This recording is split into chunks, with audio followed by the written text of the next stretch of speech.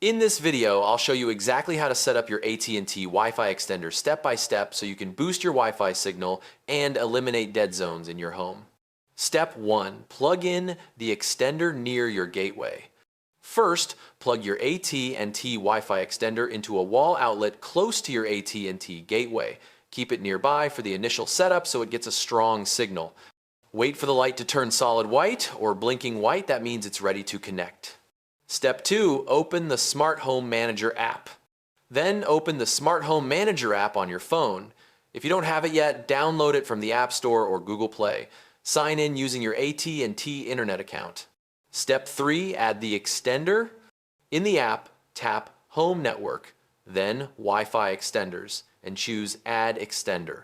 The app will automatically search for your extender.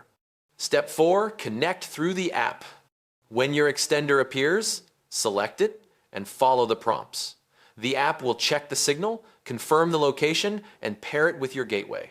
It's normal if the light blinks or changes colors during this step. Step 5. Move the extender to a better spot.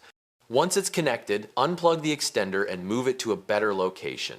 Place it about halfway between your gateway and the area with weak Wi-Fi. As long as your phone shows at least 2 or 3 bars there, the extender should work well. Step 6. Plug it in again. Plug the extender back in at the new spot and wait for the light to turn solid white again. That confirms it's connected and boosting your Wi-Fi. Step 7. Test your coverage. Finally, walk through the weak signal area with your phone or laptop and test your connection. You should see stronger signal bars and faster speeds now that the extender is set up properly. And that's it. That's how to set up your AT&T Wi-Fi extender step by step. If this helped, hit like, subscribe,